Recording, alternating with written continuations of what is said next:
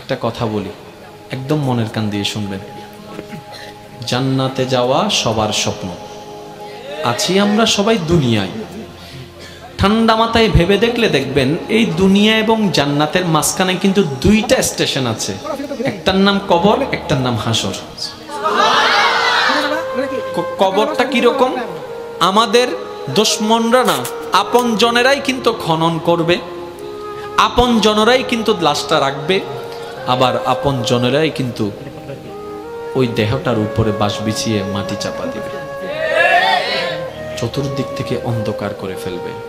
মনে রাখবেন, কবর আলোকিত হয় ঈমানের আলোয়, সুবহানাল্লাহ। আর হাসর আলোকিত হবে আল্লাহর রহমতের সাথে আপনার আমলের আলোয়, সুবহানাল্লাহ।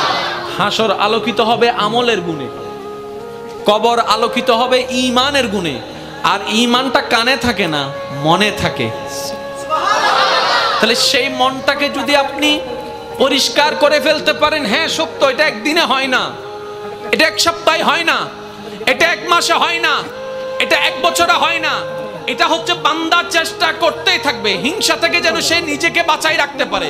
মন চাচ্ছে অন্যের বদনাম করতে, সে জিহ্বাকে কামড় দিয়ে রাখবে।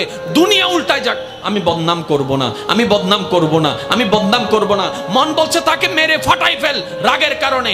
আপনি বলবেন দুনিয়া উল্টায় যাক, আমি তার গায়ে হাত তুলব না, আমি মাফ করে দিলাম, আমি মাফ করে দিলাম। কেউ একজন এসে বলল অমুক তোর নামে বদনাম করছে, যা যা বিশ্রী কথা বলছে, আপনি মুস্কি হেসে কথাটাকে রিসিভ করে বলবেন আলহামদুলিল্লাহ, আমি তাকে মাফ করে দিয়েছি। এভাবে যখন বান্দা চেষ্টা করতেই আছে, শয়তান আপনাকে হয়তো অন্তর ঘরে, না হয় বন্ধু বান্ধব দিয়ে কিছু কথা আপনাকে কানের মধ্যে পিন দিবে। যেমন কিছু কেউ কেউ আপনাকে এসে বলবে যে তুই কি ঠান্ডা হয়ে গেলি, তুই কি হার মেনে গেলি, তুই কি পরাজিত হয়ে গেলি, তুই মারতে পারিস মারস না কেন, তুই বলতে পারিস বলস না কেন, তুই বাধা দিতে পারিস দেশ না কেন।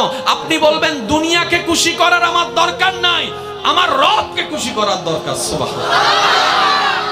মনে রাখবেন ভাইয়ের একটা কথা, সব কিছুর মূলে রব। আপনি ডাইনে থাকেন, বামে থাকেন, সামনে থাকেন, পিছনে থাকেন, এভরিথিং, সব কিছুর মূলে গিয়ে রব। যেমন আসেন, কষ্ট নেবেন না আমার কথায়। কোন একটা কথা, কোন একটা মানুষ যদি প্রথমে ওই অ্যাক্সিডেন্ট হয়, প্রথমে হলো যে হন মেডিকেল হন্ডা ডাক্তারে সাইয়েরা হবো দা চিরাং মেডিকেল লই যাব এই দা হন্ডা মাতন না হন্ডা চিরাং মেডিকেল আদা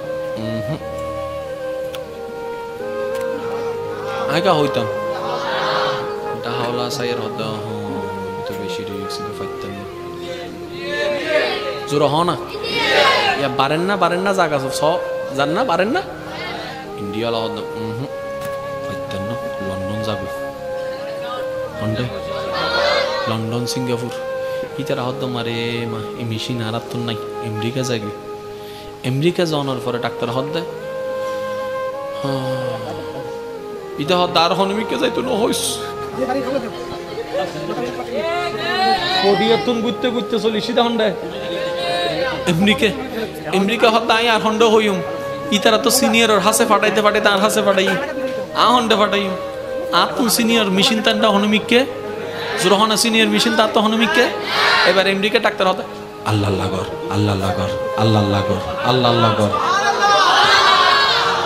শেষ ফল দিয়ে এর কি হস আল্লাহ লাগর আল্লাহ লাগর আল্লাহরে ডাক আল্লাহরে ডাক আল্লাহরে ডাক ইটা হদ্দে মাইলে ফিরে রিয়ান যদি এন্ডা হতে কি হইতো দে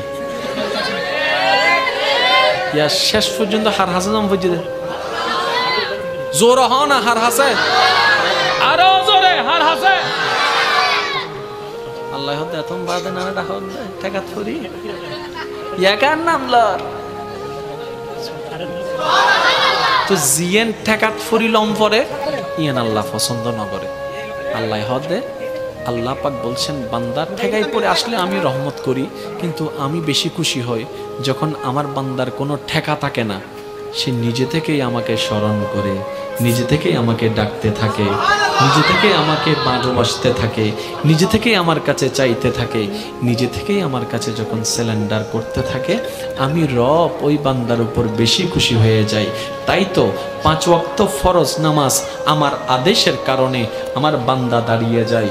ব্যবসাকে পিছনে রেখে, চাকরিকে পিছনে রেখে, রান্নাঘরকে পিছনে রেখে, শত ব্যস্ততার মধ্যে আমার বান্দা 5 ওয়াক্তে 5 বার ওয়াক্তে ওয়াক্তে আমার ডাকে সাড়া দিয়ে নামাজে দাঁড়িয়ে যাচ্ছে। কেউ মসজিদে, কেউ যায় নামাজে, কেউ ঘরের মধ্যে, কেউ ব্যবসার মধ্যে, কেউ অফিসের মধ্যে, কেউ ফ্লাইটের মধ্যে, কেউ জাহাজের মধ্যে, কেউ নৌকার মধ্যে, কেউ গাড়ির মধ্যে।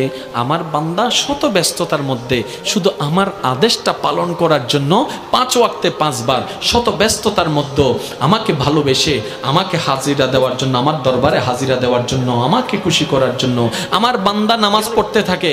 কিন্তু এর ভিতরেও যদি কোনো বান্দা রাতের ঘুমটা হারাম করে, যাই নামাজটা বিছিয়ে চুপি চুপি সবাই ঘুম তাহাজ্জুদের জন্য দাঁড়িয়ে যায়, আমি রব তখন আরো বেশি খুশি হয়ে যাই। কেন?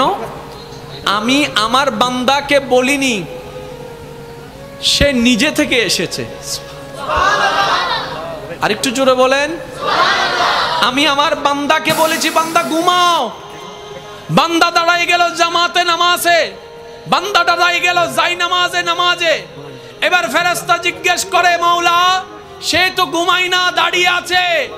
বান্দা বলে যে আল্লাহ তোমারে চাই, তোমার রহমত চাই। রব বলে যে এই জিনিসটাই তো আমার ভালো লাগে, যেটা নিজে থেকে বান্দা আমার জন্য করে। একটু দেখেন, এখানে কঠিন কিছুই নাই। মনে রাখবেন ভাইয়েরা, সব কিছুর মূলে হচ্ছে কে? তো যেখানে মূলটা আপনার আল্লাহ, আগে থেকে ওটা ওনাকে ধরে বসে থাকেন না। ওয়াতাসিমু বিহাবলিল্লাহ, সুবহানাল্লাহ। তাহলে কিন্তু আর এত দিক বেদিক ডাইন বাম করার কোনো সুযোগ দরকারই নাই।